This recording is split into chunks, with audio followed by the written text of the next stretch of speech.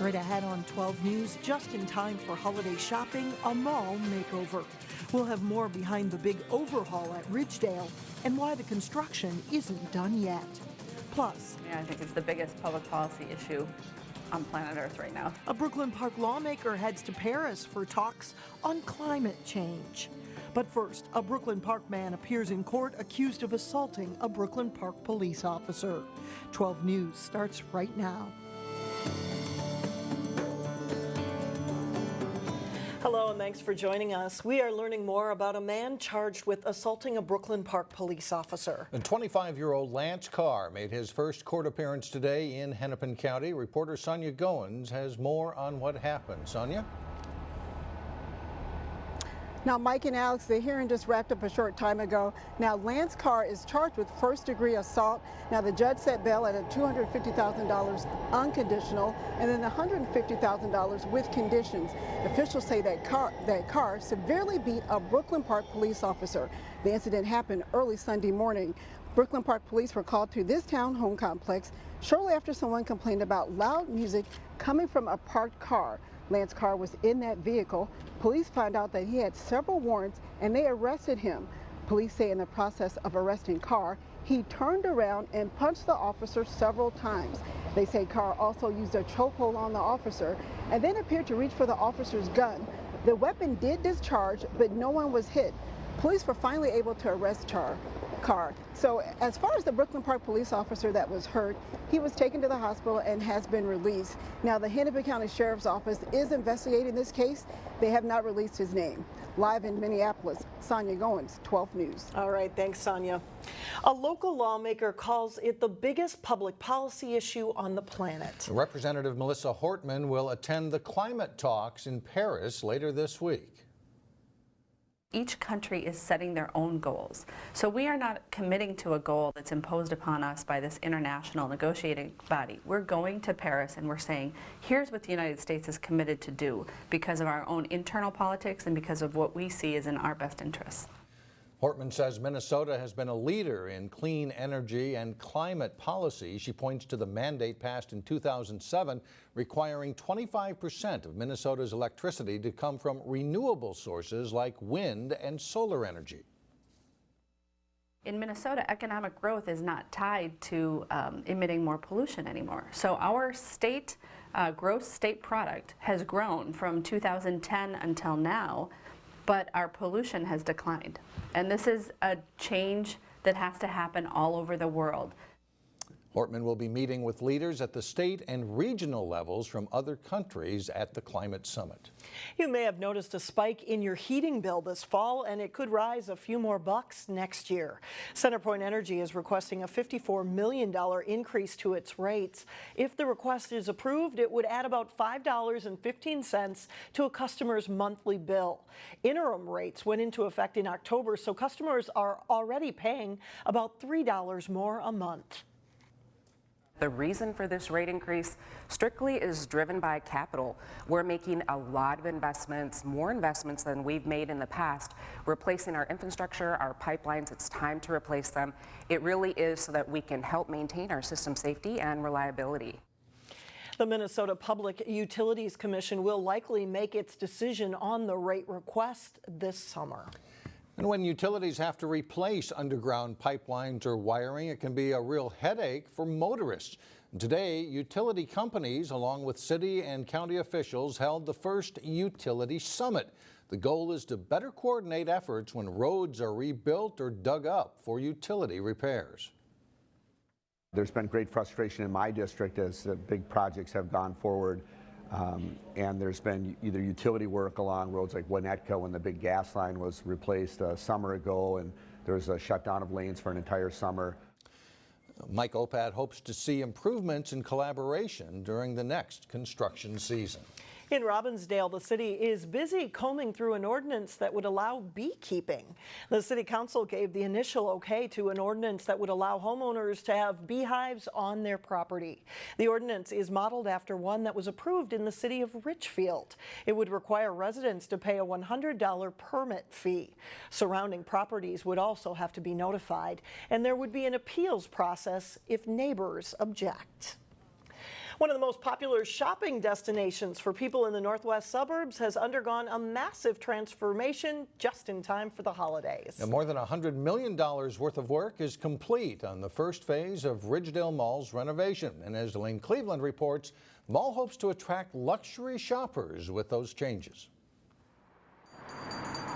For evidence that the holiday season is upon us, people need to look no further than shopping centers. It's awesome. I mean, we're super excited about the holidays. At the Ridgedale Mall, Christmas decorations are up, Santa Claus has come to town, and mall employees are dancing for joy outside their storefronts. But the holiday season isn't the only reason behind the Christmas cheer. If you were here during the summer, it was gutted. It was like floor to ceiling, just gutted. After months of construction that cost more than $100 million, much of the mall's renovations are now complete. New ceilings, new tile, new lighting, new soft seating, new handrails and glass, and all new like furnishings and fixtures. They've also added more cell phone charging stations, and they've brought in 15 new upscale retailers, including stores like Hammermade and Tommy Bahama. We're getting the shopper back that was, passing us by. Did you find everything okay? One of the new retailers at the renovated Ridgedale Hello, how are you doing today? is Uptown, Minnesota, a store featuring merchandise that was handmade or designed by Minnesota artists. With all the renovations and stuff going on, it's a new opportunity for us to kind of get away from the city a little bit. The store opened October 2nd, and so far, sales have exceeded expectations. It's been really good. Traffic, has definitely picked up since the mall has mostly finished the renovations. He says mostly finished because the mall has another 2 years to go before the entire transformation is complete. It's part of the constant challenge to stay relevant in an ever-changing retail marketplace. It was much needed. It was much needed. I mean, it's the overall customer experience. At Ridgedale, Elaine Cleveland, 12 News. The St. Thomas Holiday Shopping Survey found that the Ridgedale Mall was the 5th most visited destination for Twin Cities shoppers. Topping the list was the Mall of America, and the shops at Arbor Lakes and Maple Grove ranked 7th. In Maple Grove, the spirit of giving is well underway. Volunteers like Nancy Jansen and Karen Skagerberg are giving up their time to help send care packages to soldiers stationed overseas. Many of them have family members in the military. Volunteers like Ted Lyons know these care packages do make a difference. He adds soldier favorites like hot sauce and other treats. The Gardettos. If you throw one of those in, you're almost guaranteed someone's going to be happy when they open it up. The care packages also include Christmas cards made by Weaver Lake Elementary students and cookies made by Maple Grove High School students. The Maple Grove Beyond the Yellow Ribbon group helped arrange this packaging event. Beyond the Yellow Ribbon is only in Minnesota. It was started a few years ago, and they're trying to get it nationwide. They've had some trips out to Washington, and everybody wants to know how the heck we're doing this, because Minnesota's the only one doing it, and it's very, very successful. The group's goal is send 100 boxes overseas, going to places such as Afghanistan and Germany with Gardettos, right? There you go, yeah.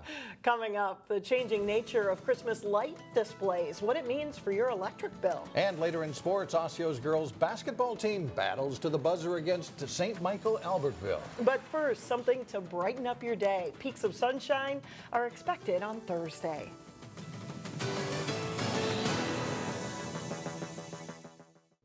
Well, here's a question. Do you decorate like Charlie Brown or Clark Griswold? How much you decorate can determine how high your electric bill will be for the month of December. But you don't have to curb your holiday enthusiasm for a lower bill. Reporter Shannon Slatton explains in today's Money Savers. It's as predictable as ever. Right after Thanksgiving, Christmas lights go up, signaling to all that the holiday season is here. These are recycled bulbs, old bulbs and strings, Christmas lights people bring back. But at Ace Hardware in downtown Robbinsdale, They just came in too, like last Friday. there's no better sign of the holidays than when people start turning in old Christmas lights. We've done this for 4 or 5 years, and I keep thinking people are going to run out of old light bulbs eventually, old Christmas strings. But they don't, and his recycle bin stays full and overflowing. And then it's nice because it gets rid of stuff and it recycles. Turning in the old and switching to the the new LED lights is a smart money-saving idea. So they're a great use of energy efficiency. David Rinaldo from Great River Energy shows us what it looks like when your electric meter runs just one string of 25 incandescent bulbs. And the more electricity you're using, the faster it spins. Now he's going to switch the meter to show us how much electricity it takes to run 4 strings of LED lights. I'm going to flip it to the holiday LEDs, and you can see it just about stop. The LEDs use 10 times less electricity. With LED light prices dropping and options going up, more people are catching on. LED holiday lights can save you anywhere from $10 to $250 a year. There used to always be a spike right around the holiday season when people started putting out their Christmas lights after Thanksgiving, and now that's actually lowered. So the 90% energy savings is no joke. But your old lights, even those old big bulb energy suckers, may have life left in them. There's a lot of valuable materials that are in holiday lights. The Recycling Association of Minnesota takes the lights from about 500 locations and recycles the copper and plastic. This program is really more important than ever because it helps capture material from the waste stream that was previously being thrown out. And just think, recycling the old and putting up new LEDs could land you on Santa's smart list. For Money Savers, Shannon Slatton, 12 News. Coming up, 5th graders tackle ballroom dancing. But first in sports, Armstrong-Cooper renew their boys basketball rivalry. John Jacobson has that story up next. The Armstrong-Cooper boys basketball rivalry resumed last season after a few years of the 2 Robbinsdale district schools not meeting. Former Park Center coach Bo Powell making his debut as Cooper's coach Tuesday night. The back and forth first half, Cooper's Isaiah Gordon takes the pass, drives baseline to score, and Cooper takes a 12-11 lead. Armstrong takes the lead though. Isaiah Chapman drives into the lane to score to make it 23-18 Falcons. Nice ball rotation for the Falcons here, and they find John Nelson open for a 3-pointer. Armstrong leads at 28-18 at halftime. Second half, and Drew Thompson gets it to Chance Bowen, who bumps into the defender and scores 2 for the Falcons. Their lead 9 at this point. Nice crisp passing results in a short baseline jumper for Drew Thompson. He scores 17 as the Falcons look to put it away. Cooper does battle back. Bijan Newbern gets the steal and layup, but Cooper's rally falls short and the Falcons win 67-60. We're playing good, but I think we could play a lot better. Our defense could step it up a little bit, and I don't know, we could play a little better on the offense. We're just a little scrappy right now, but we're doing all right. They aren't in the same conference anymore, but Brooklyn Center and Breck have had some good games in boys basketball over the years, and the Centaurs played host to Breck Tuesday night. Brooklyn Center working the ball around to Deshaun Pickford for an open 3.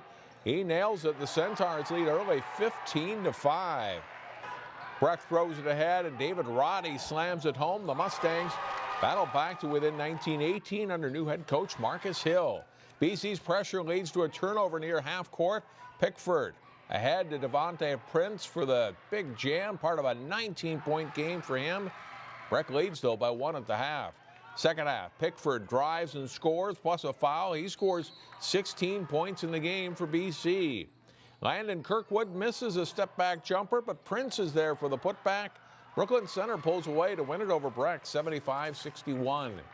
The Osseo girls basketball team went 1-1 at the Hopkins Early Bird Thanksgiving Tournament. The Orioles faced a good opponent Tuesday as they hosted St. Michael-Albertville. Minneapolis passing to Azaria Reed on the cut for the basket and foul. Free throw makes it 19-13 Osseo. Michaela Hamola getting the steal, goes in for 2. The Orioles lead by 8. St. Michael responds. Ray Johnson hits 2 3-pointers in a row for a 26-25 Knights lead. Hamola gets another steal and sets up Kiara Russell on the break for the hoop and foul. Osseo leads 35-33 at halftime. Russell strokes a catch and shoot 3-pointer in the second half, and the Orioles lead by 6. The Knights go on a 6-0 run to tie it. Lizzie Heil gets the steal. Sydney Tracy gets the basket, and we're tied at 48 all. Osseo doesn't go away. Russell will get a steal. She gets all the way in for the bucket, tying the score at 52. It's 60 all in the final seconds when Johnson gets possession underneath and scores for the Knights as time expires. They beat Osseo 62-60. The Orioles play Eden Prairie on Saturday. Wayzata's girls hockey team has skated out to a fast start this season. The Trojans came into play this week unbeaten in 5 games, having allowed just 1 goal. Trojans hosted Rochester John Marshall Tuesday night. First period, Lindsay Zeck and Allie Wiedela playing give and go. Zeck scores just before crashing into the net, giving the Trojans a 1-0 lead. Later, Ashley Wiedela picks up the puck at center ice, gets around 2 Rockets defenders, beats the goalie, making it 2-0 Wayzata. They lead 3-0 after 1. 41 seconds into the second period, it's Zeck again, skating in the middle of the ice and scoring, and it's 4-0 Wayzata. The Rockets will come back. Rebecca Freiberger with the sharp 2-line pass. Renee Salton scores, and it's 4-1.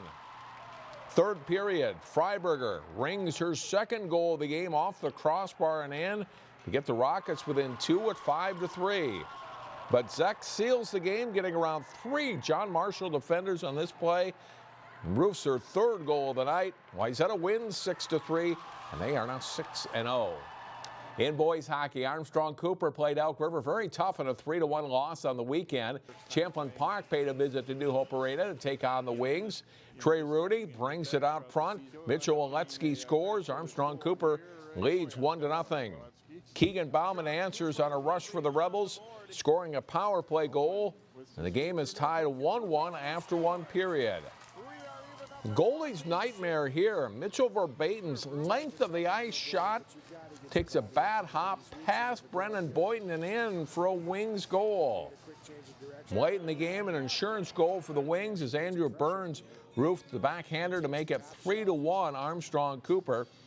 Derek Smith does score for Champlin Park with 31 seconds left to make it 3-2. The Wings get an empty netter and they win it over Champlin Park. 4-2 is the final. And that's a look at sports for today. All right, thanks, John. We'll be right back.